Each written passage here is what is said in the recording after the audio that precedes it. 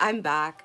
Um, Yesterday I said I wasn't gonna go live for a bit, and I totally changed my mind. I'm definitely gonna continue to go live.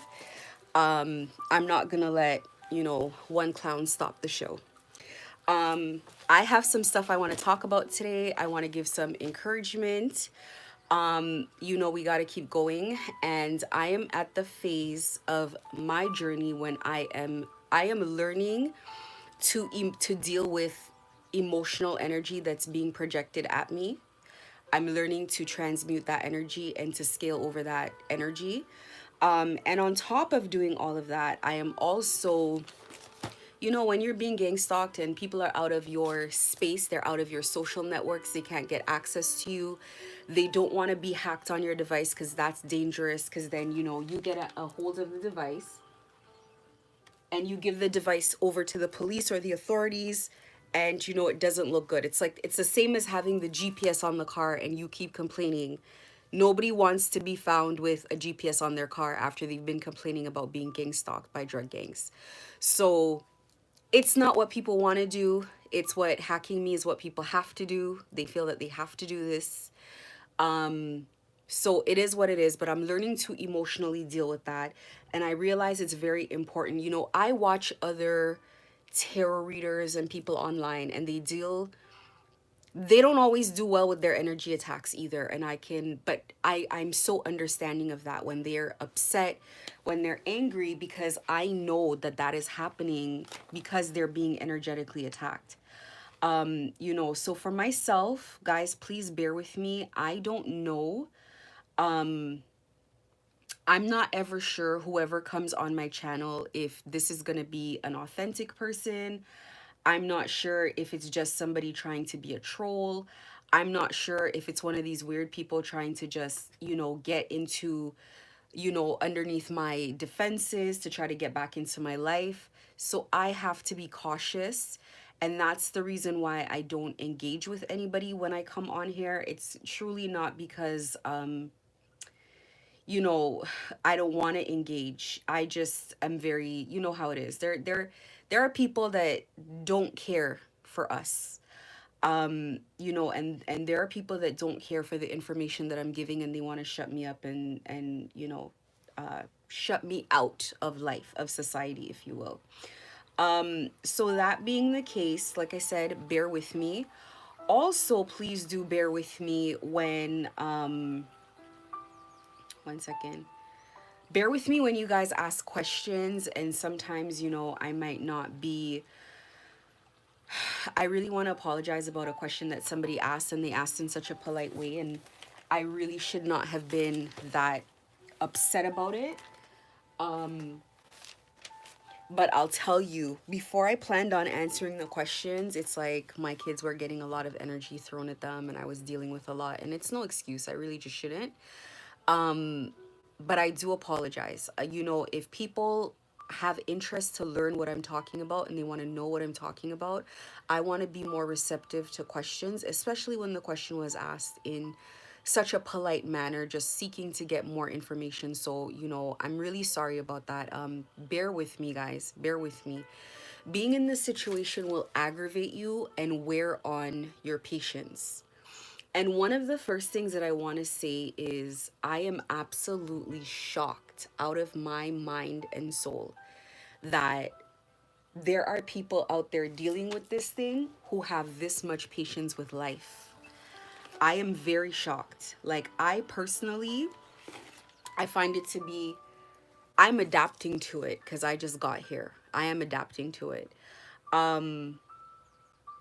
I think I've done so well in consideration of just how trying this situation is, just how petty and childish it is, how personally they attack people. You know, I just want to say, and even just looking at people that I've come into contact with, people like my ex, who's probably one of the most patient people I've ever met in my life, how shocked I am that a person who's dealt with a lifetime of this type of problem can not be exhausted by the level of gaslighting and games that these people constantly play. So, like I said, bear with me. And it's funny because I'm kind of going the route of a lot of the girls that I have listened to for a long time, where they lose their cool. They lose their cool. They're annoyed. And it's just like, I totally get it because I go through this and I'm telling you, I am so disgusted half the time. Like, I don't even understand how normal people endure this. So there was something that I said in the community section of my page yesterday. Now, as you guys know, if you're following me and if you've come here by now, you know that this is a spiritual page and the advice that I'm giving is spiritual. I'm not just telling a story, I'm literally giving back guidance of what has worked for me in every aspect, sorry, that I could think of, so that people can really manage the situation, because this situation is it's very tough, it's very brutal. If you're new to my page, if this is your first video, please go to my playlist section and you're gonna see a playlist called Informational Resource. And those are the lives where I post hardcore factual stuff on how to get through this day to day.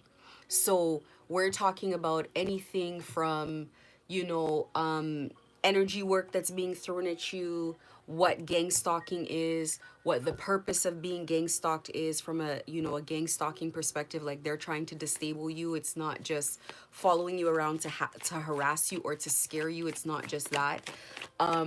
Just talking about, you know, things that you can use in day to day. I also have something that I call a gang stalking survival guide.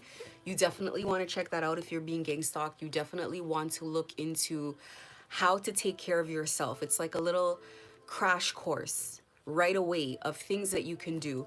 My channel has been attacked, and I probably have a whole bunch of cross watchers, fake viewers, people from my city, all kinds. But you know what? I make the information for everybody. It is not just to be gate kept to one set of people, because these people doing this, they also know that they're stuck in this gang stalking world as well. They're also very, you know, they recognize what they got themselves into, which is something that I talk about a lot. People eventually recognize what they got themselves into, that it is a very scary world, that both the gang stalked and the gang stalkers are in the same paradigm.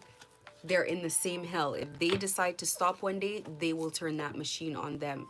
And that's a very common thing that's happened, is some people have decided, well, I don't want to do this anymore. Like, this doesn't sit right with my conscience. And I know that for sure. I've been approached by gang stalkers, people who gang stalk, approaching me looking for help because they want to get out. They know. They know. They know. There are people, if I talk to gang stalkers, and I don't know if God wants me to do this or not, but I feel that I should. And if I'm saying it, then I should. Because you too were a victim. You may have been a victim of your lowest vibration. It may have just been money. It may have just been, you know, thinking something was funny, being childish, being a kid, whatever the case was. You know, you went the wrong way and it was a fatal turn. And so if you're in this situation, the people that I've been approached by who are actively being gang stalked and also bullied and also kept in line and also attacked, also in terror. I can see, I've been gang stalked long enough that I can see when gang stalkers approach me in fear, like they're shaky and they're suffering for everything that is being lost right now.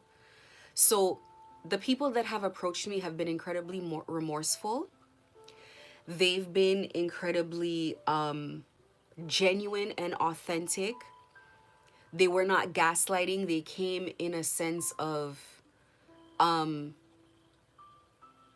not knowing how to take things and not being 100% transparent. It's not like anybody came up and say, I gang stalk people, but people around my city know who I am. They know what I have been through. They know what I have survived. And so they know that They don't know anybody else who's survived like that, and definitely not publicly. And people have always been interested to know what I know. And this is why I put this information out here. And believe me, there are bits of information I put out here, and the spell work starts immediately to stop me from giving this information. But I am a glutton for it. It is never going to stop. Let me tell you something. I gave a reading, not a reading. I keep calling it a reading. I'm doing a reading for myself at the time, right now, which I don't know why I always do that. But I was talking online, and whatever I said hit so hard that when I went to bed that night, I got a wicked attack. I had to get up and full on heal myself. Like, it was ridiculous. And I was pissed off about it. I was mad. And I woke up and, I'm doing my healing work, and I was talking to God, and I was saying, like, this is childish. This is ridiculous. And God was like, that's the life of a reader. And I instantly fell at peace. I relaxed and I laughed it off. There is a certain life, and that's the life of a whistleblower. That's the life of, what's his name? Snowden, the guy who gave all the information and told us that our cell phones are monitoring us, that our devices are listening into us, that you want to put the devices in a microwave. He was the one that said all of that stuff. And he wasn't a whack job. He was working for the NSA. He was working for these organizations, and he successfully survived. He was smart enough that he dodged his way out and got to a place safe enough where he could give the information, and it went widespread. And we have to honor and protect people like that, that come back here, that give us the information. It's tyrannical, the things that are going on under people's noses, and they have no idea. You're being gang stalked in plain sight. You're gang stalking people in plain sight, and people don't see it. And it's like you go up to people, and there are people who don't know what's going on in the real world. So it is so important to me. When I was going through my situation, I've graduated to a place where God has put peace back into my world. And that doesn't mean that I still do not face attacks. It means I know how to handle them. It means I can live comfortably with them happening around me. And that's all I want to give you. I cannot tell anybody, we're going to make the gang stalker stop 100%. You can't control that. You can pray for it every day. You can stay alive. You can stay healthy. You can stay all of these things. However, I can tell you how to heal. And when I was going through what I was going through, they kept calling me the healer. They were like, it's a healer being attacked. And I was like, what do they mean, a healer? What are they talking about? Not knowing that I was healing myself every day. I was rejuvenating every day. It was like rebuilding myself. I have felt my energy completely drain, and I've rejuvenated my energy over and over and over and over and over again. So that is what I'm here to tell you how to do, is to deal with the energy attacks that you know you're going to have to face when you decide enough is enough and you want your soul back.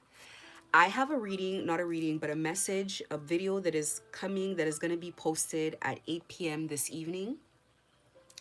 Take a listen to that one. This one, I had to come off of live to do that reading. That reading was so being interrupted. That one is called How to Get a Spiritual Divorce from This Situation. You are spiritually bound to the situation. You're not just physically blocked. That's why you feel the physical blockages, because the spiritual blockages are there.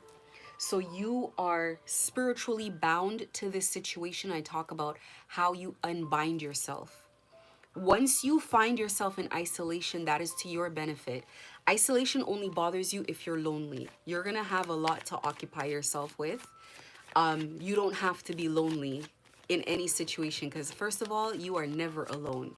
That is the first thing you need to continue believing, that you are never alone.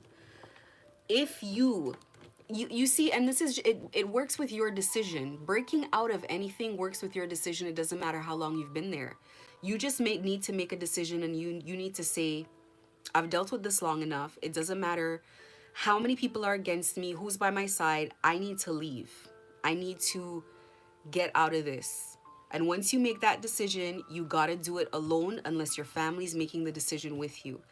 The minute they have one of your family members, you gotta abandon that and continue going. Spiritually, it is like being in Walking Dead, and you don't know who's a survivor. You don't know. It's almost like people who are bit are, they can still pretend to be human until they bite you. So you have to really use your intuition when you meet people and really scan them up and down very quickly and let your intuition be the loudest voice that you have. Trust your gut because it always knows the way. When you open the door to your intuition to talk to you, then higher forces can begin to approach you and give you better advice, better ideas, better means of strategizing, of finding safety and of finding peace. And a lot of times they're not going to give you a full plan. So do not expect that. That is not how spirit communicates. You're not going to get peace right away. They're going to just give you one step and one step and one step, and they need your help. They need you to stay the course. They need you to never give up on the work that you are doing, which is the work of freedom, because you are going to be fought. They need you to be able to handle energy work and transmute it, get through it. This is why resources like myself are out here that tell you how to heal. Healing and rejuvenation is not a pill. It is a lifestyle. It is a ritual. Every day practicing in the same way that they're beating down on you every single day. You must continue regenerating, rejuvenating yourself every single day. And self-care is important. Self-esteem is important. Self-respect is important. And self-love is essential. Because you have to have enough self-love to say no more than you say yes. And this is where weak boundaries have to be fixed right at the start of this journey. You got to be able to stand up to people and say no. Because the people that they're sending towards you are just regular civilians. What kind of person wants someone to stand up to them?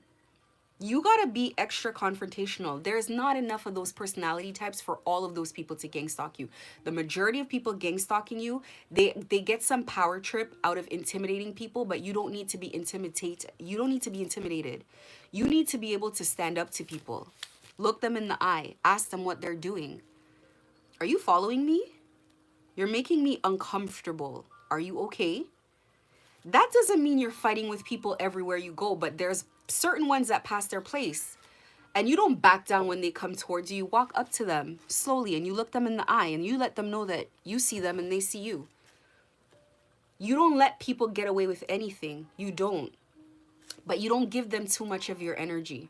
Don't be out there fighting with people looking crazy. And I didn't bother taking pictures. I took pictures oh so long, and then I was like, I don't care. I have a business to run. I have things to take care of.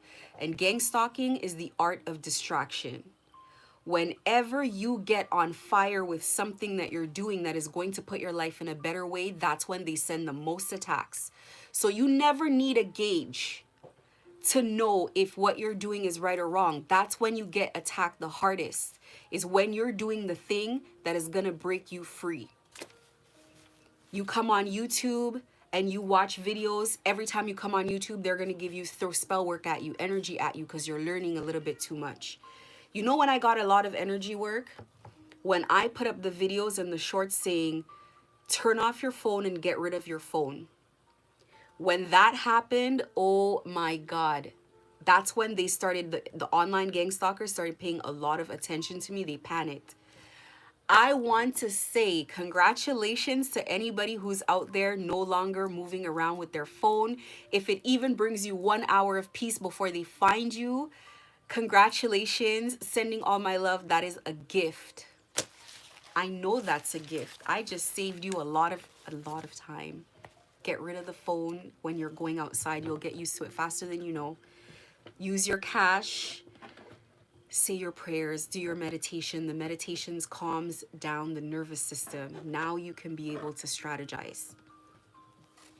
So if you are a gang stalker and you're out there and you're looking for solutions and you're looking for peace, I just want to say to you, it's possible for you to get out of it. It is possible to get out of it. Listen, when the information When the information is out there, consume the information, consume it. YouTube has become a regular part of my day, and learning how to heal yourself from what they are constantly doing to you will change your life. Change your life. And when you get to a point where you feel strong and you feel immune, you get on your YouTube and you start telling people what's going on. You start educating people. Other people are going through the same thing and they don't have the dots to connect to know, oh my God, I'm being gang stalked. Oh my God, people are sabotaging me. Oh my God, something is going on here. And just by you saying you went through something, it makes other people know that something else is going on. So to be honest, it's like when it comes down to it, I say this, and many people have said this story of they knew somebody who was a gang stalker and now that person is getting gang stalked. And I will tell you, it could, the machine can turn on anyone, and they do that for a reason. They don't want people out there knowing what's going on. But I'll tell you, secondly, if you want to get out, it's your decision. Yes, you're going to need God's protection, and you got to go to God and say what you did. Just confess it all, lay it all down. It is better than staying there. There are gang stalkers who have escaped. There are many people who have escaped. They just try to block our channels and block the fact that we're telling people what's going on and letting people know that it's possible. Are we ever going to have 100% of a great life, or not a great life, but a life with little people just jabbing here and there? No. You know, they're going to see you, they're going to take a jab, but they know there's no point putting the system on you. You know what's going on. And if you can heal energetically, you're sending that energy back. It's destabilizing people. So I'm saying to anybody watching, anybody who came here to even cross watch, I'm saying to you, it is not my decision on who gets forgiven or not. But I'm going to say the same thing I said to the people who approached me in person in my city. There must be some ancestor somewhere that does not want to give up on you, that is beating at the invisible veil from the other side, desperately trying to get a word to you in your heart and in your gut. You know that someone must love you very much and is saying you're going the wrong way. Stop and get out. If you're feeling it in your gut, get out. Get out. We're seeing the things that are going on. Great men fall all the time. People with power fall all the time. And I was thinking about the other day. You go to Egypt. Egypt was at that time, ancient Egypt was like who the US is today. They were like the USA back then. The strongest civilization. They fell. You see those monuments at that time? You don't think people came from all over the place just to get to Egypt to look at the monument and wonder, like, how did people do that? Because we, with all our technology and our AI, we still wonder how they did that back then with those materials. That was Egypt, a strong nation. They conquered other nations. Egypt fell. Then you look at Rome. People go to Rome to go look at the monuments in Rome. Rome was an empire. Rome fell. Anything can fall. And everything is cyclical. And they know their cycles. If you have 1,000 years, that your empire is going to be strong for 1,000 years. When it's time for it to crumble, it will crumble. And this is what's happening right now. Gang stalking is crumbling. The institution of gang stalking, it will stop. It must stop. It cannot continue. It cannot continue. So there's only so long that they're going to be able to keep everybody's mouth shut about this. And they knew this as well. They knew this as well. There was only so long that they could keep everybody quiet about what's going on. Because people are going to eventually put the pieces together. People are going to eventually say, so many people are talking about this. It can't be all of them not be true.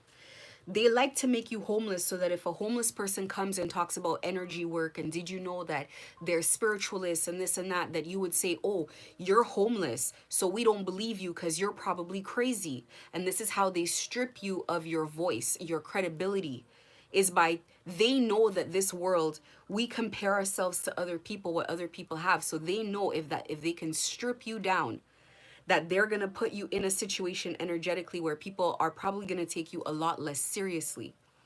That's what they try to do. So I'm going to talk about the art of war today. That's what I want to talk about. And I talk about the art of war often because it is very important that you look at yourself as a soldier and not a victim, that you are fighting for your God-given rights, and that you're keeping everything that you have. And I really want people to have the mentality of a soldier, the mentality of one built for battle, because that's what you're in. And wars are not just a day or two. Wars are not just a year or two. Some wars go on for 10 years. I'm sure if I Google, they're still fighting the war, that Bush started. So they're not short, but you are in, and the key is to never give up. And I'm telling you, the people fighting me down right now, well, I'll be honest with you, nobody wants to fight me. Energetically, it's one man, the thief is standing alone. The others have given up on the situation because they realize their energy levels and their lives have just gotten to a place where it's unrecognizable. And he continues to hang in there, and kudos to him. This there that he's hanging in is a place that will be destroyed permanently. So it is what it is. But it is not what it used to be. It is a scary situation to gang stalk me, I will tell you that. And it will continue to worsen because I have a 0% tolerance for being attacked and being gang stalked by anybody, any spiritualist in any country. Your energy will be returned immediately and with fury. Do not send it here. I like to make myself very clear. And I'm sure these people wish that they had aligned with an energy like mine instead of making me their enemy. Somebody that could stand alone in this kind of thing and can look like this at the end of what is maybe a little bit more than a 2-year battle, a 2-year spiritual battle, energetic battle. I am stronger than ever. I am stronger than I have ever been. I am more energized than I have ever been. So it's not a good idea. It was never a good idea. But I'm gonna talk today about how to engage in warfare. Spiritual warfare, because that is what you are in. You are in spiritual warfare. So there's a reason that we say, and I say this very often, I say this to my God, the mother of the universe.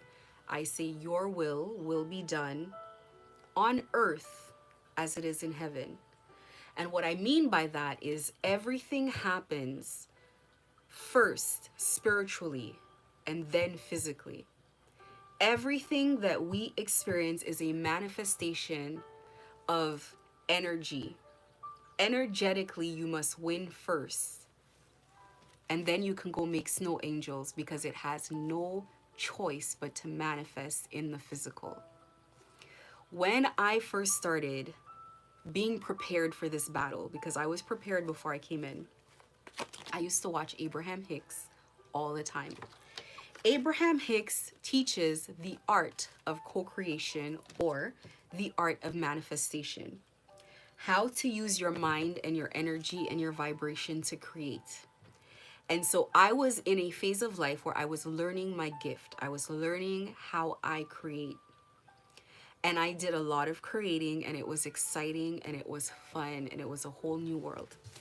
But one of the things that she always taught about was meditation. She said, you must quiet your mind enough to get the answers. And everybody knows that, so that is why they continue to disturb your peace. They give you anxiety, depression, and stress, and they project at you and they energetically attack you. It's because when you're not in a state of peace, you cannot manifest, you cannot create. This is where the spell work comes in, and this is why I preach that meditation is not optional during a spiritual battle. Prayer is not optional during a spiritual battle.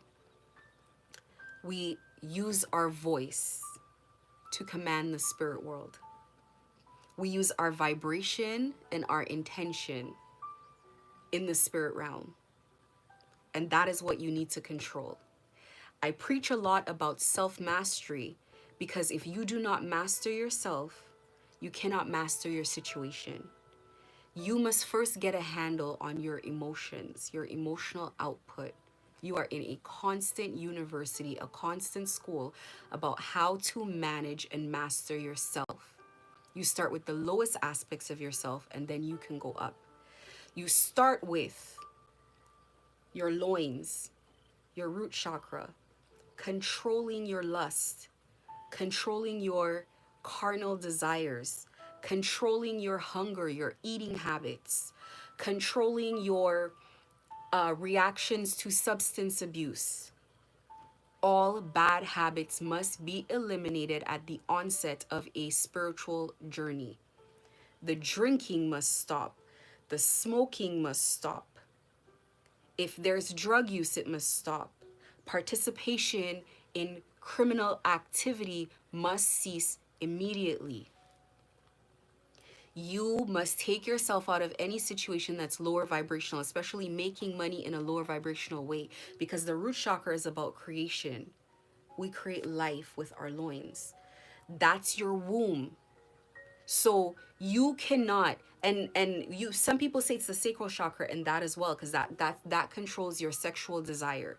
But you have to find stability in life. You have to find control over yourself. You cannot find stability by being driven by your lust. You will find yourself in a situation where you shackle yourself. You're procreating in an irresponsible manner. That creates problems and hurdles in your life, ties you up. You know, you're putting yourself in a situation, you're not managing money properly, you're not making money with the right people, you're finding yourself in horrible situations. So you must first take control of yourself in the onset of any spiritual battle. You have to find yourself where you do not need to be in a relationship, you do not need to have sex, you're celibate. You're gonna need to be celibate for this fight. You're gonna need to be able to handle celibacy for this fight. First of all, they're gonna block anybody coming towards you anyway. But second of all, that's for your own good. Because if they have access for people to come in and sleep with you, you're gonna be sleeping with the wrong people. They're gonna be attaching a whole bunch of stuff to you. A whole bunch of dark energies that make it difficult. When you have lustful thoughts, you cannot pray. You start praying and you start thinking of sexual things. You can't get through the prayer. And what light spirit can sit through a prayer and it's being exposed to that? So you got to be careful. You got to be careful. You got to cleanse yourself very often. You got to keep up spiritual habit hygiene so that nothing negative builds up on you. Negative attachments, it's too high of a vibration. They cannot reach it. They want to and they're clawing at your feet, but they cannot get up to you where they can actually get a hold on you. You need to constantly meditate, constantly get back into the flow, constantly find your peace, constantly find your happiness. And from there, you can logically look at the situation. You can say, okay, they're attacking these parts of my life. I have to find a solution to these things. And you really got to plan for the long term. The first thing that I'm going to say about the art of war, when you go to war, there are multiple ways to win a battle when you go to war. But the way you got to win this battle, the strategy that is proven, is you are not starting this battle to win through brute force and to be terminated. You are not starting this battle because in order to make a plan for the war that you're in, you have to take stock of all your assets, all your resources. Let's think about real war. Country A has 1 person, no, 10 people. Country B has 100 people, so you're outnumbered. Trying to go to war with them with a strategy that involves going 1-to-1, they have you outmanned 10-to-1, so you need a new strategy. It's not going to work. Logically, you're going to think to yourself, we can't go to war with these people. They have too many people. They're a richer country. They have more tanks. They have more drones. They have more soldiers on the ground. It might not be a good idea. And on top of it, they have allies. This country only has 100, but they have an ally that has 1,000.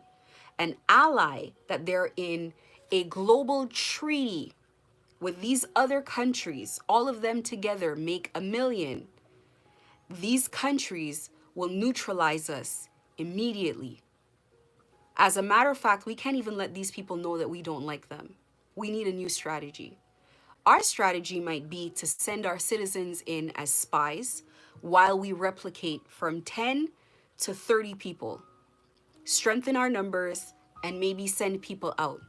Then we might decide we're going to align with an opposing force to that alliance, that treaty that they have, that global treaty. Maybe we might go to these other countries that also don't like them, that are not very popular with them, but at least instead of us just being 10, now we can be 500,000 and we can get some help. We can get some ammunition. We can get some people stopping. At the very least, we can get a prime minister from that side or a bunch of them negotiating with the ones on the other side that this 10-person country is not worth the effort. It's not worth it. It'll make you guys look bad. Or, maybe they blackmail them with something that they know. Who knows? Who knows? But the point is, you're fighting a battle where you're outnumbered. And the point of that is you cannot try to fight them by gang stalking back, by responding to them. They're going to pile on you. They have way more people than you have. And that gang stalking group has alliances with other gang stalking groups that will come together to come over you. And I've seen it. They started off with the Portuguese. The Portuguese got help from the construction ones. The construction gang stalkers got help from the corporate gang stalkers, got help from the white gang stalkers. Then the Indian gang stalkers came in. Then the Ukrainian gang stalkers, the Chinese gang stalkers started coming in. They got people everywhere. So you're outnumbered, and you can see because they move in as a unit. They move in as a unit, and I used to see it, and it was like a movie. It was like being in one of those old school Viking war movies where you're done beating this army and your men are tired, and then you look to the shores and more people pull up. And the Persians are here, and their flags are different, and they're colorful, and they have the beards, and then when you're done with that one, and as you're making your way across, you meet the Chinese Empire, and you're like, wait a minute. Everything changes when a new group comes. The weird ads on your phone change now to Chinese ads. So now you're the Chinese hackers, the spiritualists, the ones that are coming around, they're all Asian. They have engaged every single group that they could engage against me constantly. And it is guaranteed that they will continue doing so because we're going to keep getting better and better and more agile and stronger. And we're going to replicate and we're going to multiply. And people across the internet are going to start telling more stories, and people are going to figure it out. And the police are going to get a backbone, and they're going to say, you know what? We think we have enough information to deal with the spiritual attacks that are going to come if we try to stand up to this thing. And it's not just the spiritual attacks. They have physical attacks as well. They go through a lot, but they gang stalk the police. And that was out of the police's mouth. They told me, they said, we've had officers that people showed up when they were taking their kids to the grocery store, and people started showing up. And then John Ferrer said it to me himself. I said, how comes the police don't help? He said, well, they're scared for their own family. They're scared for their own family. So whatever spiritualists approach me, they do it at their own risk. They do. Because one thing I'm going to do is I am always prepared to go to war. I don't care how I smile on here and how calm I may seem. We are battle tested. We are war tested. We are always ready. Always. I do not fight to win based on having more resources. I win because I can endure. I outlast people. I outlast people. I don't use my own energy. My energy stores are saved up for the long haul. I don't have to come on here and respond to trolls. I don't have to come on here and fight people and lose my cool all the time. But do I lose my cool? Yeah, it's annoying. Because the kind of energy I get sent at me, these kind of attacks, they're annoying. Believe me, you'll be pissed off too. But we rejuvenate. We know that when the time comes, we sit down and we talk to God and we say, it's time for me to relax for the evening. It's time to put up my evening protection, because I fight by day and I fight in the night as well.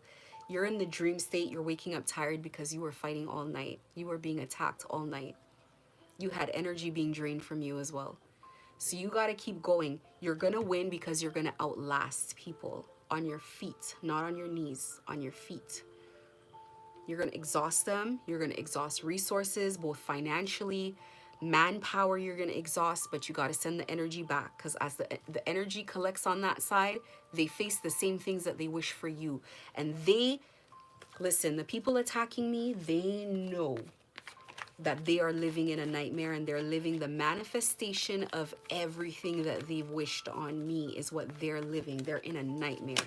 Nobody wants any more to do with this. This is how they are right now. They're in a fright. They're in a fright. It is a nightmare. Never would they think that I would outlast the situation, that I would continue going. People wouldn't think so. People would not think after everything. This is how they want you, but this is how they are. Overloaded. Overloaded. Problems, swords in their back. People are fighting financial storms, health storms. They're fighting with each other. People have invested everything that they have, deep investments, to gang stalk me, to get this job done. And this is me. I will not stop. Stop in the reverse. I will never stop. I will never stop going. You will never take my life from me. It takes what it takes. It costs what it costs. I will remain on my feet. And I really come on here, if you don't believe anything else that I say, you definitely can see that I do not care. That I am not in a panic. I am not in a fright. I'm not in a nightmare. And I am not cursed. This is the curse card. This is what it looks like. I'm not cursed. I come on here and I can never make my ancestors disappointed in me. Your job here is to endure. The battle is not for the weak, but for those who can endure. That's a verse in the Bible. That's what we are here for. We are here to endure. There is only so long that they're going to keep going at one single person while being proven to be a visible failure. I am not a worthy investment. I'm not a worthy investment. Sweet Dreams came out. This is Sweet Dreams, came out in the challenge position over top of luck and a contract. 3 cards. The 10 of Cups, the 3 of Pentacles, and luck, which was in reverse, bad luck. People are experiencing nightmares. There's only so many nightmares that you experience before you get to the point where you're like, hey, what did I just say? People are in nightmares. Do you see that? That's the nightmare card. People can't sleep. People can't sleep. And that's the truth. So I came here to give you some confidence. A gang stalker is not going to come and advertise their personal problems. I went into their camp to find that out, that they were no good. Nobody in there is making money. Nobody in there is okay. Nobody in there is doing well. People are losing this is their condition. They are not doing well. They're in the reverse. Family, parenthood, patron, support, all of it, it's in the reverse. These people are going through hell, and they want you to think that you're in hell. You got to stay on your feet. You're here to endure. You are here to continue to endure and continue every day to counteract the heavy work that is being sent your way. And that's why God, when people are supposed to be giving information and advice, that God puts you in a situation where you're fairly isolated. so that God can shield you from the bulk of the attacks, so you go back and you give the majority back the news. These people gate all this information on how to clean yourself and how to cleanse yourself. Go through my videos. I'm going to continue linking my best videos into the playlist called Informational Resource. So there's some videos that are just telling about my story, but there's some videos where I tell you how I was gang stalked in detail. I don't know how long that thing was, maybe 50 points. So you start looking at your life and start looking, where can I block them, in what way? There's other advice that I want to give. I'm testing these things out first. I want to see how I can truly solve these problems in a foolproof way before I give it out. But what I give, when I tell you how to heal yourself, it's foolproof. People don't break through it. It's not because I invented it. It's because these things are out there in the universe. Let me tell you, we are naturopathic people in my household. We seek nature for all solutions, and there is a powerful solution for everything. Powerful. And the best part about nature is how dirt cheap it is. Dirt cheap. Salt heals everything. Salt cleans everything, and salt is the cheapest thing you can buy. So there are solutions out there to everything you do. When you make a plan for getting out of the situation, when you make a plan for walking this path towards your freedom, and it is a path, it is not a lifetime of suffering. That is a rumor from the deepest part of hell. It is a lie. It is simply a path and a journey. You have to learn how to live, adapt, and once you do so, you know how to live well enough. It's like everybody's not going to have the same reality. There are people in third world countries that are living happily with conditions that we would find to be deplorable. So it is just a matter. Happiness is not dependent on the conditions. It is dependent on you and your vibration and your control of your vibration. You have to be able to be gang stalked and still be in control of your own vibration.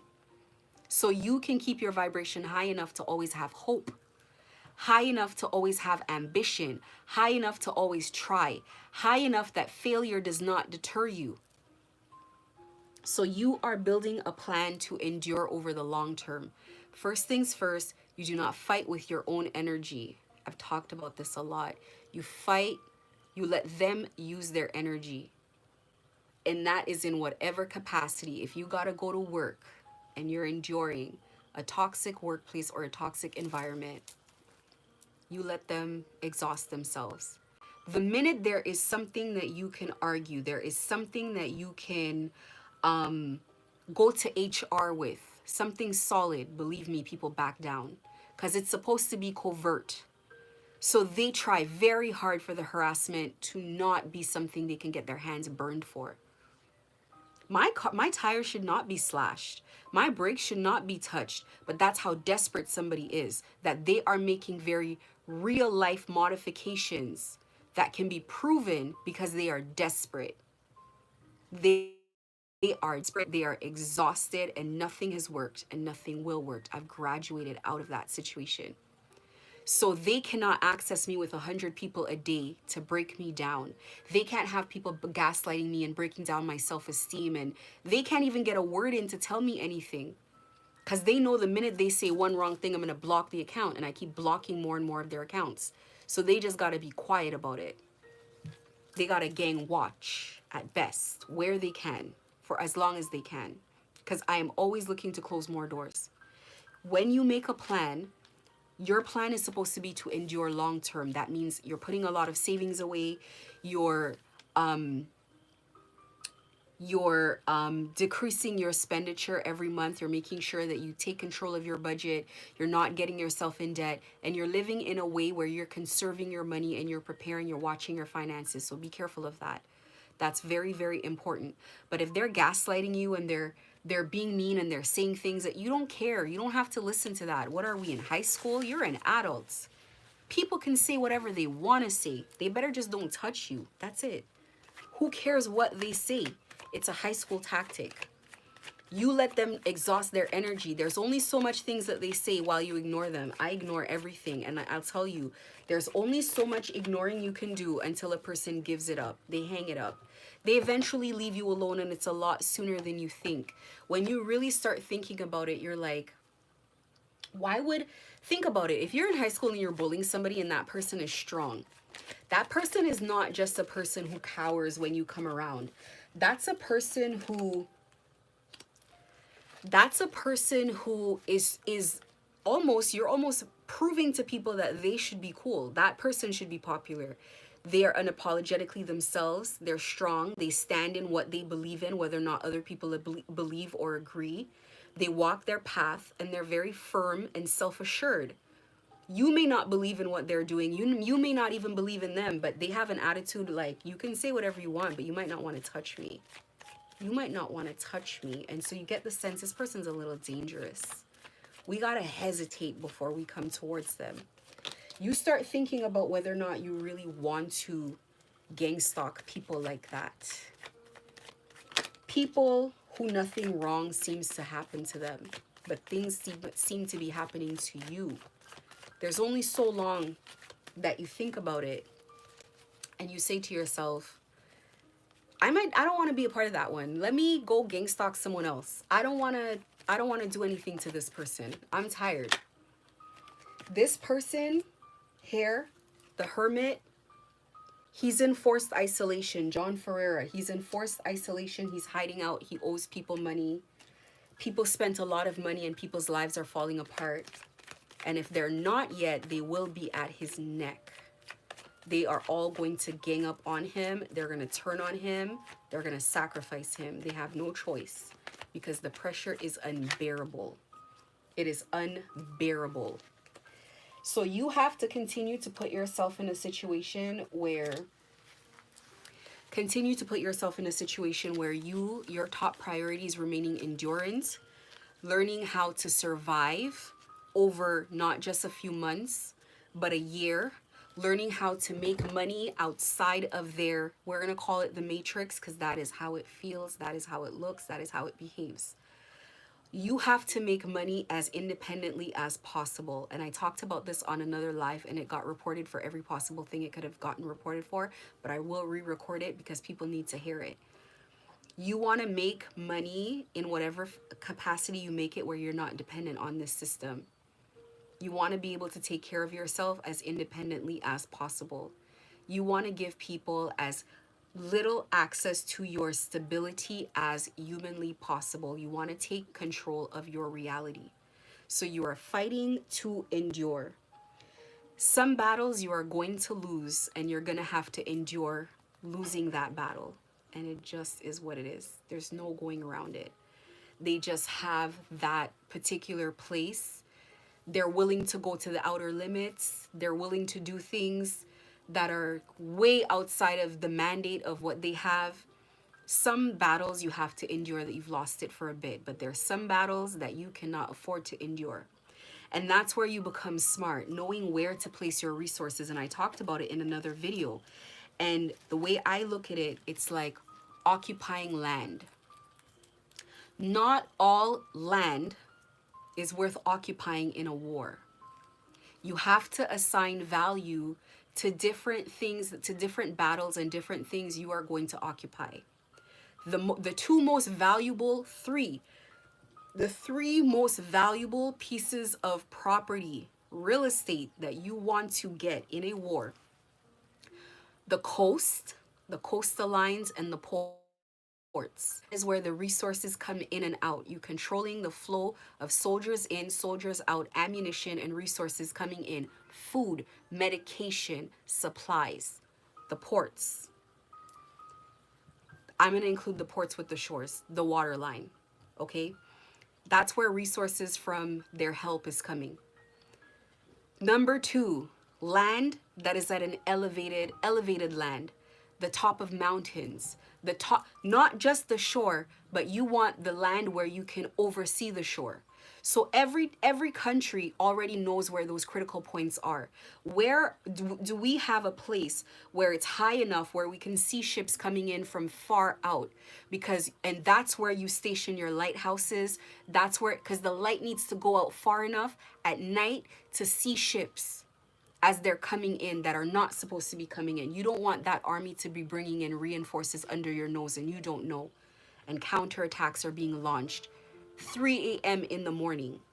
while your soldiers are beaten down and tired and don't even know where their sword is right now. Okay? High points, elevated points of land. The third is the capital, the control center. And for you, that is your crown, the control center. These are the three critical points. Anytime you take over the capital, the war is done. Anytime, listen to me, anytime they take control of the capital, the war has been won. It is a very decisive victory. It doesn't matter who else is fighting out there. It doesn't matter what forces they have with them. When you take control of the White House, when you get on the command system that the soldiers are listening to, and you say, "Hi, mommy's here," and the soldiers are in the outfield and they're getting that and they're like, "This is the president's line. Yeah, mommy is here." It's done. It's done. The control center. The calls are coming in from Moscow. And you're like, "Hello, mother speaking. Oh yeah, no, it's really us. What do you guys need? You guys want to talk to him? Wait, let me put this on video call. He's tied up in the corner. You have anything to say to him?" It's done. It's done. It is done. Anytime you let this go, they know they have you. Everything else will follow. This is the center. This is where the fear hormones, this is where the anxiety happens. This is where, the destabilization, this is what they want. They're using these outside circumstances to destabilize this, to tell you, "I'm broke, I'm scared, I'm this, I'm that," to make you put yourself in a self-sabotaging situation. As soon as you lose hope, all of this stuff, this is your crown they're attacking. Your connection with God. This is what they're attacking. As long as this stays strong, this is where you control the money that's coming in and out. This is where you control how strong you're going to be. You're going to make your plans. You're going to set up yourself. You're going to barricade yourself safely.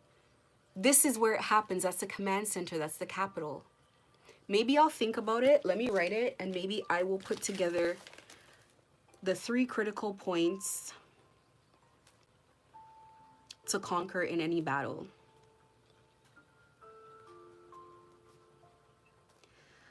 And I just want to remember this. So it's the coastline. I call it hills or mountains, mountainous regions that look over the coastline. There's a lot of countries have mountainous regions that are in the heart of the country. They're in the hills. They're inside. That's not valuable to conquer. There is no strategic advantage to that. Maybe if the only advantage I can see is because that's where people run to hide. So maybe you want to occupy it first so that they can't hide. But you got to be tyrannical to be planning ahead that far.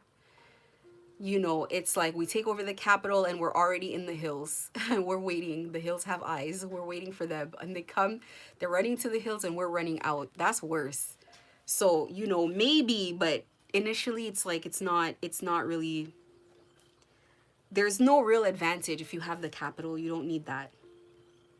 And the capital, I have compared the capital to your mind, and I'm gonna see the other two, like what it would logically make sense to compare them to. But you don't have to win every battle with them, but you got to win the battle for your soul. You got to win the battle for your mind. You got to win the battle and that is what they're fighting the whole time. You got to win the battle with your finances. You got to win the battle you got to keep going, keep working, keep earning, keep striving. They want you to give up, but give up and do what? Sit at home all day? And do what? You got to give up what? And to who? Do not ever come up off of your square. You die on your position. You do not come off of your square. When people go to war, you go to war and you put soldiers in position, and the whole point is that they do not come off of their square.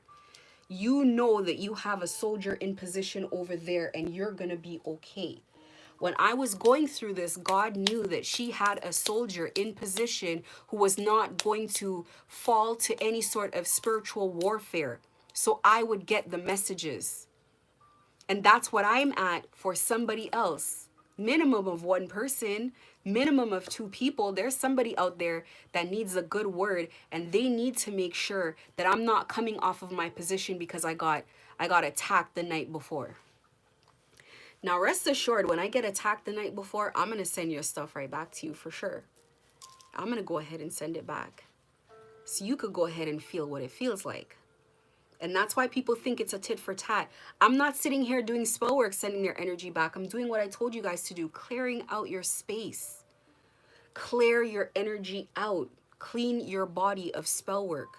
If you get a major attack, and you will feel it, a major attack on your body, you don't need one spiritual bath. You need 3 back to back as a minimum. And as a matter of fact, you keep going and you keep taking baths until you feel better. And you stay in there. And if you're in the bath and you feel dirty, you're in there and you're still not feeling 100, you drain that water, you clean out the tub a little bit or just around you, you fill it back up, you wash up yourself, you fill it back up, more salt, more herbs, and you take another bath. You're starting a fresh one right then and there, because coming out of that, you just sat in a cesspool of work. It didn't do anything. Those are the type of baths that I sometimes have to take. It's not just one bath, it's multiple baths in one. And I'm doing multiple of those. And it's worth it. Because nothing sticks to me and they pile up on you. You know how much energy it takes from a group of people? And then when they send that energy over here, you're giving that energy to the water. You're giving that energy to spirit. Let spirit utilize that energy for you. Let spirit store it for you. Maybe not even use it for anything. Store it up. You got to pray to God. You got to pray to God. Be specific in your ask. You look at yourself as a general of war. So you're sitting there and you're thinking, they get to me in my sleep. I got to pray before bed every night, and I got to ask God to protect me in my sleep, to use the energy being sent at me in my sleep, to make sure that I have a good, peaceful sleep, regardless of what's going on. I'm very specific in what I ask for. It's tactical, very specific. Oh God, please protect me is not specific enough. Co-creation takes strategy on both ends, so that as you're on a basketball team. When somebody passes you the ball, they need you to know what to do. They don't pass you the ball and say, hey, do this, go around this one. You're on a team. We got to be able to trust every member of the team, and they're on that side and they're doing their part. You got to do yours. You got to do yours. When God says we stay in the fight, let me give you guys a story. This really happened. So I feel spiritual energy, and I never knew that I feel spiritual. Like, I never knew what I was feeling was spiritual energy because I'm just so used to it. And I was going through the beginning of my battle. I want to call it the first phase. It was very energetic. I had to be able to clean off very heavy root work very early. I'm going to Google what root work is while I'm on here, because I want to tell you guys the severity of what root work is. In my humble opinion, when it comes to root work is some of the most powerful. Hold on.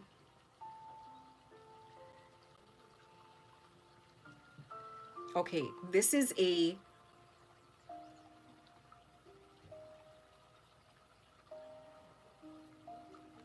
I don't know, hold on. I'm gonna look for root work in the Caribbean because we're famous for root work. We are famous for root work. Latin countries, African countries, Caribbean countries. I don't know if other countries have it as well. But root work deals with stopping your flow of money. So let me read what it says here. What is a root doctor? Root doctors are the traditional healers and conjurers of the rural Black South. They use herbs, roots, potions, and spells to help and sometimes to hurt recipients of their ministrations. Root doctors are still common in the region and found in many rural areas of North Carolina. Now that's one. What are the symptoms of root work?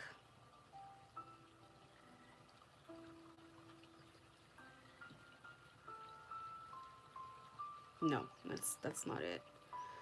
Um,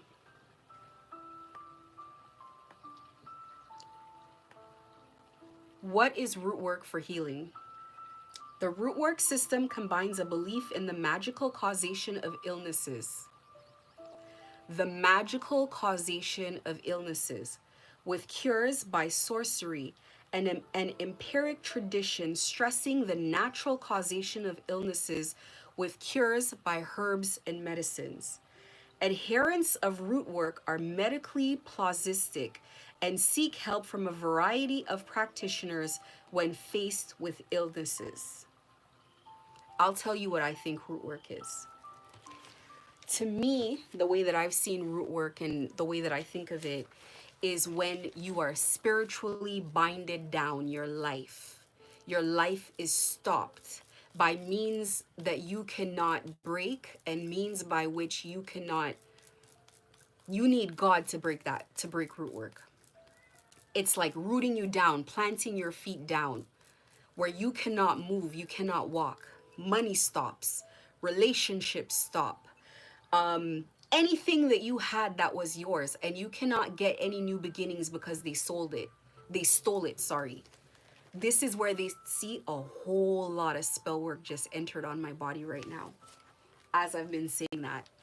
This is where, I have a crystal right here though. This is where they do not want you to understand that they are using root work to stop your life. So you cannot just leave just by turning off the cell phone or just by running to a new state or a country, or you got to unroot yourself, uproot yourself. And God does that for you. First of all, somebody's binded themselves to you spiritually. My video coming up tonight at 8 p.m. is going to talk about how to remove yourself spiritually, divorce yourself from that binding. When you're done taking yourself off, that is the bulk of the root work. They cannot access you. They can't access your energy to use it and deplete it and drain it down. They cannot access what you're creating. They cannot access what you have created. They can't access your money. Things don't work anymore. With the spiritual divorce, people start believing your story. When you go up to them and you say, I am being harassed, people look at you a little bit nervous instead of like, what are you talking about? They look at you and they're like, they look at you in public and they can see the harassment now. It's off of you. That dirty energy is off of you. There is no much saging that's too much saging. There's no much energy work or spiritual, but it cannot hurt you. You keep doing it. You keep cleansing yourself. And there's no such thing as too much praying. So when I was in the beginning of my battle and they were rooting me and I was feeling it and it felt like the weight of 10 mansions on my back, like a whole apartment building had collapsed over me and my energy was being pulled from my body almost as if my essence wanted to be pulled out of my body. And people who could sense energy could sense them on me. I sensed them on my ex. My ex is a good person, but I sensed darkness constantly. It was constantly there, this evil, but it wasn't just a little bit. It wasn't just bad luck. It was evil that was always around him. I sensed it all the time. But he wasn't a bad person. That's how some people will perceive you, as you're being gang stalked. They're sensing something around you that makes them not believe you, makes them think you're ridiculous, makes them think this, that, and the third. You must break it energetically off of you. Listen to the video tonight and follow these instructions like your Bible. I made it very short on purpose. It's to the point. It's 30 minutes. Please go listen. When you're in this situation, or when I was in that situation and I was feeling my energy being depleted, I was facing the attacks. I was experiencing things, but in small doses. You know, I came to the point where I finally learned how to cleanse things off of me. I was seeking solutions in all places, but I had to do it covertly. I couldn't be loud. I couldn't be Googling on the internet because I was hacked. It would have been a perfect opportunity for them to present me an even worse solution, or give me a solution that was cursed. I had to keep switching the places that I buy things, switching people I talk to, very covertly getting information. One time conversation, never two. Deviating from schedules. I'm supposed to be at work, but I'm going to get something done instead. Breaking routines. Being very strategic about everything. And then one day I broke it off, and I knew I broke it off. Boy, I knew I broke it off. They knew I broke it off too. He knew right away that I broke it off. Everything was lighter. The anxiety attacks couldn't work. It was like I was just, it was like sunshine in the rain. You know, you've been in the rain and it's raining and it's dark and it's gloomy. But when you get sunshine in the rain, it means that it's not raining, but it's a happy rain. I like this rain. I don't mind being a little bit wet. It's okay. This is fun. We used to bathe in the rain back home as kids, especially when there was one of those confused rain showers, sunshine in the rain. That's what it's like. You break it off of you. The gang stalking is still there. Stuff is still going on. You still got more work to do. But that battle is a battle that you want to win. And how? Egg cleanse. Egg cleanse. Spiritual showers on a rotation. The video I'm putting at 8 p.m., listen to that and go through that. You got to pray on your spiritual divorce. And you got to harass God to get it done. Harass God to get it done. That's included in every prayer. Divorce me from this situation. Get me out of here. Get me out of here. So when I broke it off and it was light and I began to feel myself again, I remember there was a collective sigh of relief spiritually around me. It was almost like my ancestors had their breath held. And then all of a sudden it was like, and I was like, that's when I was like, wait a minute. Why were you guys so scared? And that's when I realized that there was a possibility to lose. I had started this journey with the mindset that there is no possibility to lose.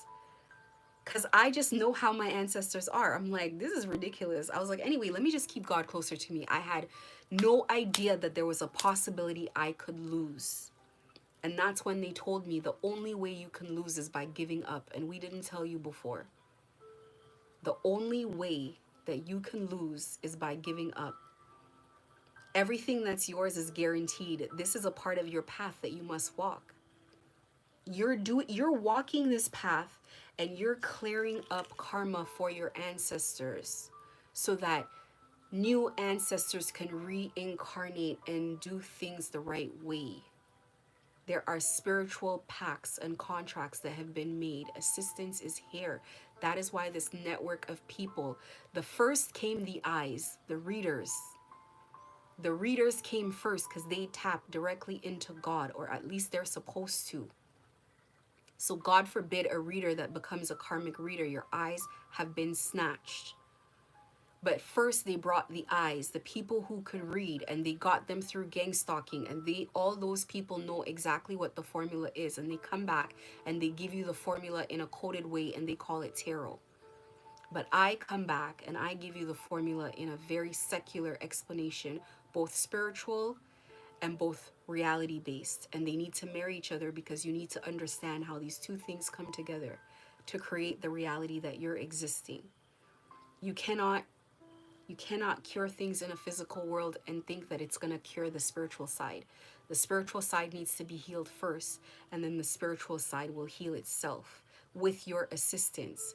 There are two parties on either side, your spiritual team and yourself, and you are co-creating a reality. That is what manifestation is. Manifestation is not creation, it is co-creation. So you are allowing all this energy to come your way to be attacked like this. So your ancestors can grab what they want and cherry pick as they want. We don't want that dagger, we throw it back. But we want all of this. We want the gossip. We want the slander. We want all of this. We want you to do this. We want you to do that. We want your attention to the situation. So many people are giving you energy right now that is only logical. You can build an empire with it. This is a fantastic story. Who gets a story like this? Who gets a battle like this? Who gets a journey like this? This is for grand masters. You're only in this cycle because they knew you were strong enough to handle it. Those who were not strong enough to handle it have already lost their mind, or they're sucked into that world. You were put in here because you are strong enough to handle it. That's the whole point. And you have to take all of the gifts that you're being given. And you don't need to know how to do spell work or alchemize energy yourself. For what? You got enough stuff to do over here. You give it to God. God is going to alchemize the energy. The creator of all things, Mother, will break that contract, get you a divorce, shred that paperwork, and marry you to her, bind you to her until you're ready to be married where you're supposed to be married. And that marriage put together can never be undone. No one can ever come back and marry themselves to you, bind themselves to you spiritually when you're binded to the Most High. You're under the protection of a spiritual military bigger than the US. What we consider the US to be right now, bigger than China, bigger than Russia, bigger than all of that put together. You are not alone. And you don't have to know the names of every god and every ancestor that's coming to help you. They're just coming to do their help because you're clearing up karma for them as well. You're clearing up things for them as well. It's a co-creation. It's hand in hand. And the only thing you got to do is you got to be able to endure. You got to be able to endure. And to endure, you need to take the pressure off. You need to be very responsible with your energy levels. You need to manage your energy. You need to get good sleep. You need to take care of your body. Balance in all things. Not too angry, not too peaceful because you are at war. Defense is not too high, but not too low. Eating not too much, but not too little. You can eat some, you're not really supposed to be eating junk food, but here or there, but you're not supposed to be, overindulging in any one thing. Take care of yourself, work out, take care of your mind. You protect this no matter what. No matter what. Protect your mind, protect your sanity. And don't think that them beating down on you over an extended period of time is not going to have an effect on you. It will have an effect on you without you even seeing or noticing that it's having an effect on you. It will creep up on you because you're not noticing it. It's outside people that are going to notice it. You stay in your power. You stay in your right mind. And I'll tell you, it's crazy because I thought about it. And, I definitely look at everything that I'm going through as I'm being trained for the rest of my life. That there are things coming that require these skills that I'm acquiring. And I look at myself and I think, first of all, no, this feeling kept coming to me the whole time while I was going through this. I remember sitting with my kids in my living room one time and I was like, listen, I'm going to tell you guys something is kind of scary. As crazy and as bad as this stuff is that I'm going through, I feel like this is not the worst thing that I'm going to endure. Like I'm being trained for something else and it's kind of scary. It's kind of scary to me what's coming. What's happening right now. This is just a crash course. This is a boot camp in what is possible. This is just an eye-opener. This is just an eye-opener. So you got to take care of yourself. You have to be very, very, very persistent about winning some battles. Some of these battles are non-negotiable. The battle for your soul is non-negotiable. If you have to fight for your soul until the day you get out of here, then that is what you got to do. There's never going to be a day you're going to give up. And I say to God all the time, I'm like, why are you... Yes, I come here and I vent, and yes, I come and I talk about this, and yes, I'm irritated, but you can't possibly... She's long been done. They've been done with being nervous that I would give up. I've been through the worst of it. Am I aggravated? Yes. Do they like it? No, of course not. Of course not. But we stand on our posts, and I've been proven for that. Lifetime after lifetime after lifetime. There is no stopping this train. There is no day where we're going to stop this train. Only just now I'm a little bit more aggressive. I'm a little bit more serious. Like, see the spell work that I was sent on here? I'm a little bit more stringent about just letting that go with no consequences. There will be consequences every time somebody lashes out on me. Don't put your hands on me.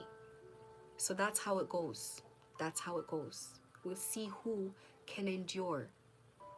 And that's all it's about. It's about being endurant. It's about always going. Keep going. Keep going. And the last thing I guess I'll say, there were other things that I wanted to say, but I'm going to keep it. I'm going to end it here, not here, but I'm going to say the last couple of things that I wanted to say. I talk all about discipline and patience, not because I have mastered it. I don't know if there's anybody who's mastered it. Discipline comes a lot easier to me than patience. Not because I'm not patient, I'm extremely patient. But my patience with certain things has completely run out. And I'm not gonna tolerate things anymore. But I manage the way that I deal with it. I manage the way that I deal with the energy that's being thrown my way. So this is a lifelong journey of discipline and patience, and this is something that we have to continue to do our best with every single day, is having discipline to continue fighting. And it's not about how tired you are, and it's not about how hungry you are, and it's not about how stressed you are, and it's not about that. We got to have discipline to keep going past where we have no hope, past where we have no strength, past where we have no faith.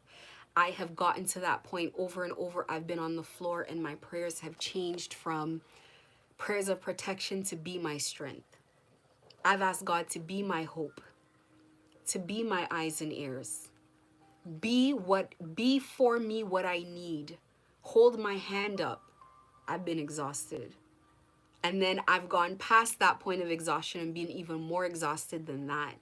And I'm asking God when, and God's like, a little bit longer. I just need you here a little longer. And it's just like a daily thing where I'm just like, I just got to get up and get through. I just got to get up and get through. I just got to get up and get through. And every day I give the same prayer. I'm giving you one more day, 24 hours. I'll be back and I'll let you know how it goes. And they knew, because I've been saying this for months. So they knew she's saying what she's saying, but we know when we get her back here, we're going to come to get her another commitment for another 24 hours. Every day, one day at a time. I'm giving you another 24 hours. I'm going to give it everything I got. I'm going to follow the instructions. A couple of times I got mad. I'm like, you guys are asking me a lot. This is crazy. But I turn back around and I do what I'm supposed to do. And I tell God, I'm like, yeah, I'm going to bicker. Yeah, I'm going to get upset. But you know I'm going to do what I'm supposed to do. That's the type of partner you want in life. God wants that type of partner the same way you want to be able to be sure to God will keep her word. She will keep her word. You have an assurance. It will be done. They're clearing the path for you. Don't give up now. We are in the fourth quarter. We're at the end. I used to run cross country as a child. Teen, tween, whatever. And cross country is one of those things, I've talked about it before. You run for an hour or two. Up hills, it's terrain. You're running terrain. You're not running on a track. Up hills, down hills. You imagine running for an hour and then coming up on a little mountain. You're so upset. Like, why would they put this on the course? And when you do it enough, you start getting wise. The mountain is where we overtake people. The valley is where we conserve our energy. When we get to a mountain and everybody else is exhausted because they were racing over ahead of us, we get to the mountain and we go in overdrive and we race up that mountain, because that mountain is going to kill you if you take it slow. You got to race up the mountain. You've crossed 10, 20 people up the mountain. You're just zooming through them and they're looking up at you and they're gasping and they're like, what the heck? And then you get to and when you get to the point where you're going down, you gain ground, speed down there. And then when you're done strategizing the whole way through, you get to the finish line or close to the finish line, and it's usually at a flat point, purposely, because this is where people do their final sprint. You give it everything that is in you. You bulldoze through people getting through that. You're mentally carving a path through the crowd. The thing is, usually there's never a crowd, especially when the bulk of the crowd is behind you and you've been strategically gaining ground the entire time. Using people's exhaustion against them. Using people's ego against them. Using people's narcissism against them. Using them being a bully against them. Using their hate, their jealousy against them. Their mouth, their big mouth against them. Now you're at the end. And if you're lucky, if the race is lucky, out of 10 people, only 2 or 3 have the energy to sprint. This sprint does not come from energy in your body. Hopefully you ate right, and that was something that I took very seriously, was to make sure I ate enough carbs, but at the right time, so I wasn't heavy, so that I was right at the point where the carbs are turning into energy and not weighing me down. And when you get there and you sprint, you really only have to beat those 2 to 3 people that are determined as well, that are also sprinters. You run long enough, you know who they are. You know what their advantages are. That one has long legs. That one is just very strong, etc., etc. So you're like, how am I going to get through this? But when you get to that sprint line, you're not sprinting because you have the energy. You're sprinting because it is mind over circumstance, mind over matter. You find the energy where it is and you keep going. You keep going. And that's where we're at. Only I'm the one with all the energy. All the energy. I'm not talking about all my energy. The energy that has been sent my way. Your angels will know what to do. People right now don't even have enough energy to properly do spell work. The work is sloppy. The marriage is not even hitting the right finger.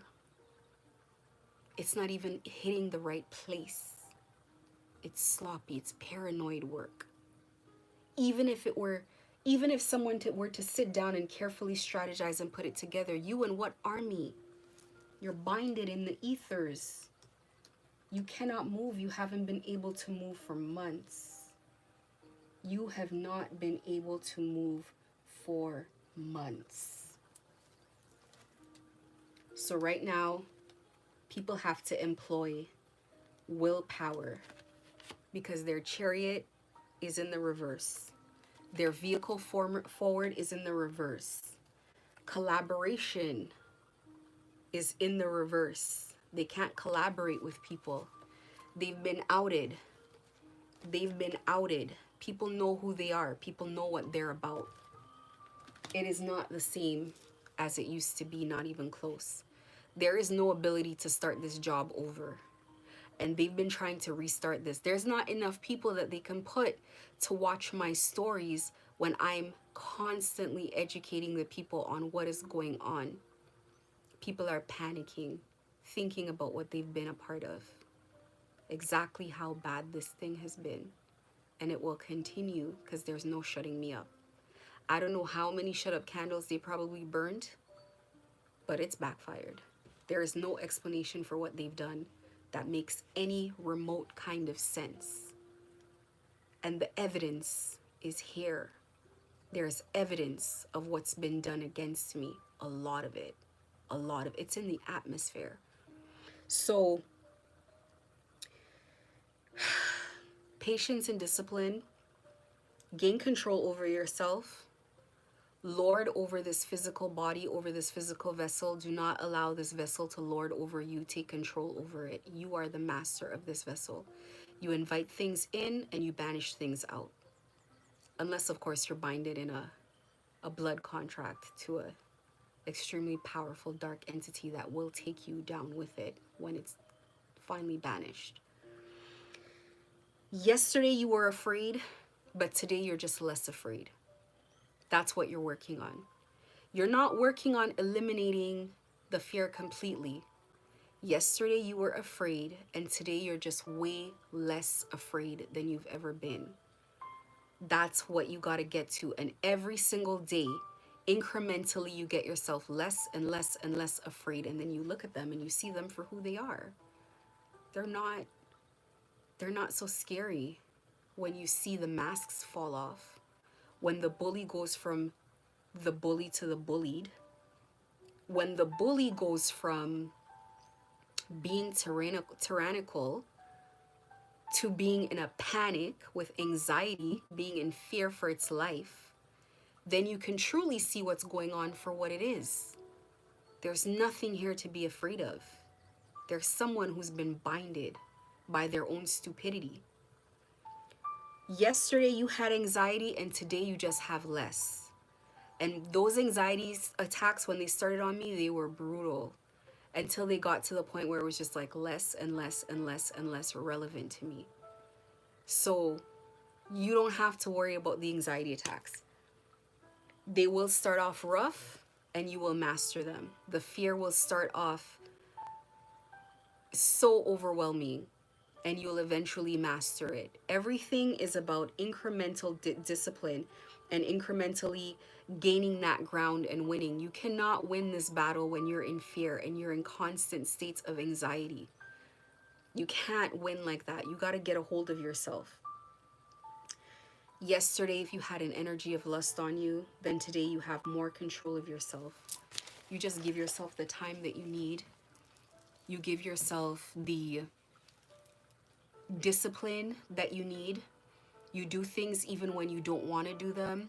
You take control of yourself. You honor your promises to yourself and your promises to God, because you will be required to make promises as well. You will recognize what you need to do. You will say, you know, if you help me through this, we're going to go through this and there's no stopping. I'm never going to give up on you or the work that we're doing together. I will never disappoint you. And that includes being very cautious about making sure you don't fall for traps, making sure you don't fall for stupid things that they bring you to trap you back up, to put you back into the cycle. You got to build, and you got to build alone. It is a solo journey. You must build alone. Check my community center. I give a lot of information. I help people on how to start their spiritual journey, set up your altars, how you can pray, how you can connect to God, you know, crystals that you'll need for healing, for different things. And as a matter of fact, since I'm closing off and I haven't done a crystal in a while, let me go ahead and do a crystal pull. I have these cards. I have these crystal cards, and then I just kind of like shuffle them and see what kind of crystal comes up. One of my favorite crystals is banded agate. I think you call it agate. My favorite crystal. Let me read it to you and see how crazy it is that there's actually a crystal for this. There is a crystal for everything. Banded agate is a tie releaser of the third eye. It quickly cuts mental cords to a guru, partner, or parent who capitalizes on a previous connection to retain manipulative control in the present, replenishing energy lost in such situations. Remember, I told you they drain your energy.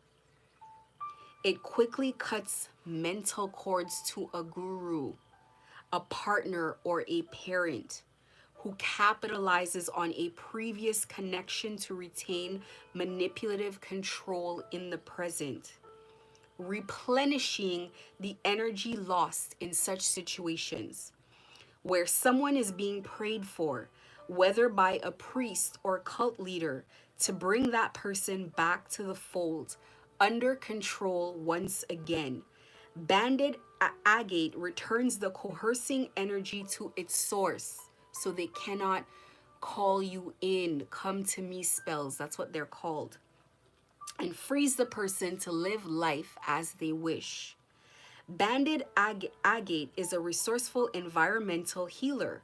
When gridded around a house, it prevents out-of-body visitations from another soul. Let me show you what banded agate looks like. Hold on.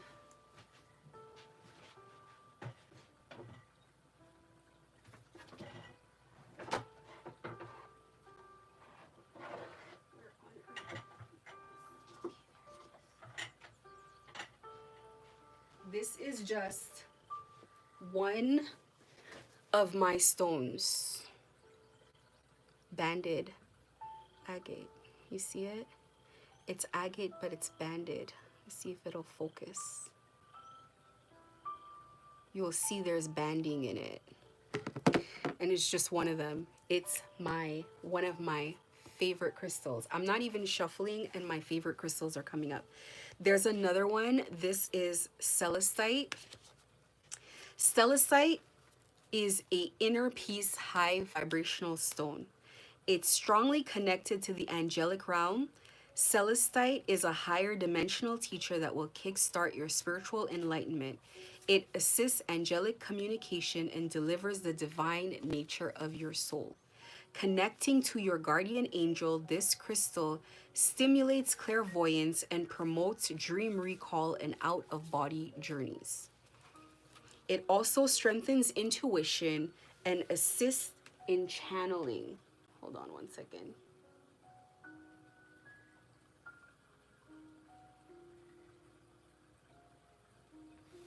And assists in channeling. Celestite supports your spiritual development at the highest level. It teaches trust in the infinite wisdom of the universe, facilitates conflict resolution, and instills balance in times of stress. I think I have one. I'm not too sure. I probably do because I try to have all of my favorite stones. But I'm gonna... What are these? What are these? Amber. I'm gonna read these later for myself. These were the ones that I wanted to read. I of course collect crystals. I think crystals are very healing. And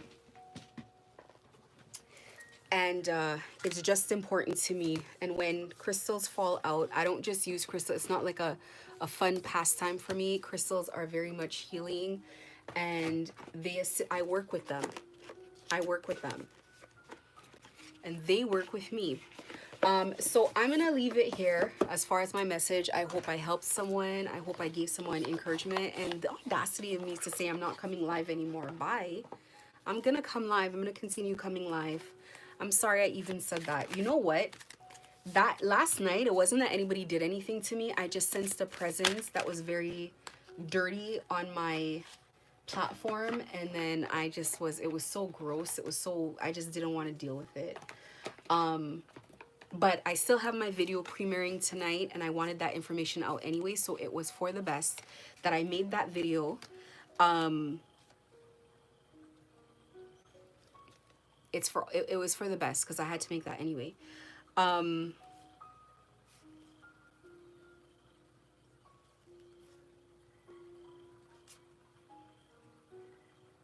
I got the same card. I get these same cards all the time. So I'll just read one of them because a bunch of them came out. This one says, have faith in yourself. Be proud of how you are navigating every curveball that life throws at you. How you deal with those times shows your true inner resilience. Nothing can break that. That in itself is an inspiration for others. Keep shining your light. This is the card. Be resilient. Keep going. Do what you're supposed to do. Take amazing care of yourself. God is here with you. God has sent help. People like myself are here. And you know, God is in constant communication with you as well. So don't feel alone. Make sure you come online and get the information that you need, and know that we are in very, very difficult situations emotionally. We are not always happy with our circumstances, but we endure and we live to see another day. And you're in battle, and you're not always going to be the best version of yourself. I am not always the best version of myself, although I try. I've had to endure going from a very loving, peaceful nature to constantly being in fight mode because somebody's constantly trying to battle me. But you know, that is what it is. That's the journey. And you know, that's what you're called to do. And I truly believe that I am in service of God and I'm doing things for God. So anyway, go get a couple banded agates. It came up. So, you know, we're going to keep it around our environment. I have a couple of them. I keep them around my environment. I keep crystals throughout the house. You know, keep your stones all over. I love crystals. I collect them, and I collect them based on what I think I need. So that is all for today.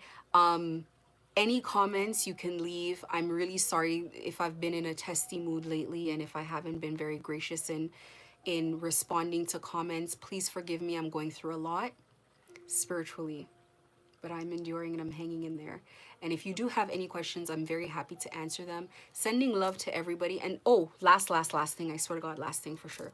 I wanted to say, and I'll probably say this in another video, in a couple videos, and I felt this today, and I know that my healing work has finally come full circle, because I've really been dealing with the forgiveness thing. It's been so hard.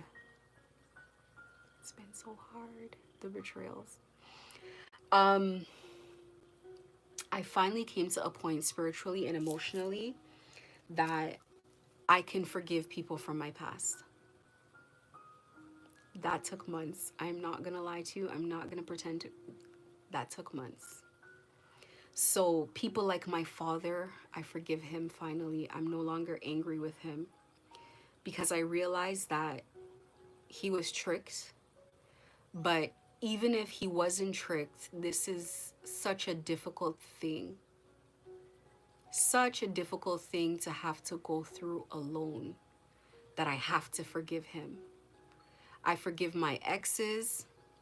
You know, my ex, the most recent one that, you know, I got into his world and then all this came about as a result. I don't even have to forgive him because I was never mad at him.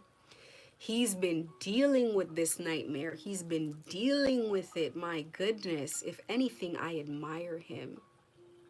And that's the truth. I admire the grace with which he's handled this situation. I admire the fact that he has patience in his body. I admire him, and I'm so sorry that he's had to endure this, and he's gone through so much. And as I was putting the pieces together and I was seeing how brutally that he's been treated by these people, I can just say, you know, I'm terribly sorry that people suffer like this.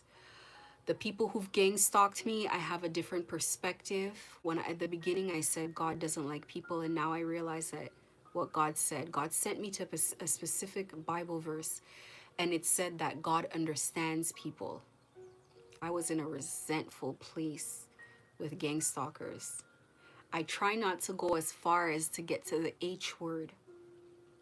I don't like using it. I don't want to use it. I don't want to be that person. But I was closer than close. But I finally got perspective of how people are bullied and forced into this world, how they get trapped into this world. And you know, it's no longer a situation where it's like I see someone around me and I'm thinking you're gonna get gang stalked too, and you're gonna learn and you're gonna see that I wasn't lying. It's like, no, I just feel compassion, and that's why I can come on here and talk in the way that I can. But I can finally say, if people from Toronto are watching this, I release it. I release it. I'm not here praying on your downfall. I'm not asking God to punish you or none of the above. Do I want you to follow me? No. Do I want you to attack me? No. If people send energy at me, I'm going to send it back? Yes. But as far as holding a grudge, I can't carry that. I'm exhausted of that. I can't do it. I gotta let it go. It is what it is. We all have our own roads to walk and our own challenges, and this experience has taught me not to judge people. Prior to coming in this experience, I would have judged somebody who was a drug mule. I think a lot of sections of society would. They would look down and say, oh my God, but they have not a clue how diabolical it is, this thing that you got into and the fact that you are stuck. They have not a clue, but I do. I have way more than a clue. And so I cannot look at anybody and look at their life. You may have chosen this path, but sometimes the path chooses you, the circumstances choose you. And then you get kind of like cornered into a situation. So, you know, my apologies for this thing that people have gotten trapped in. I know that there are probably people out there who are upset with me the way I could have been upset with my ex.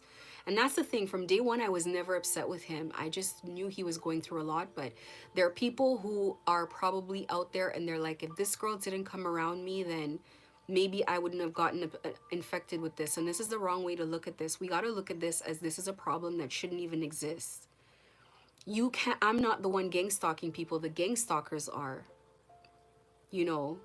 So we can't be mad at the person that comes around that's being persecuted, that gets us infected with this thing. We got to all work together to eliminate this. We got to stop gang stalking. We got to stop agreeing to bully people. We got to stop being in the lower vibration of ourselves, that we think it's funny when someone's suffering, etc., etc., etc. So, you know, that's the last thing that I wanted to say, because I felt it. I felt it today, and I felt it needed to be said. Am I happy for the situation? No, but I also understand that people were kind of binded and stuck and bullied and everything else. So, Toronto, do better. But you know, I don't hate anybody, and I don't have anybody under attack. Okay. But that Ferreira, he's always on me. And so I got to stay alert, and I'm always on him. And I can only advise people stay away from him so that you're okay. Thank you very much. The videos always go too long. Have a great day, and I hope everybody got something out of it.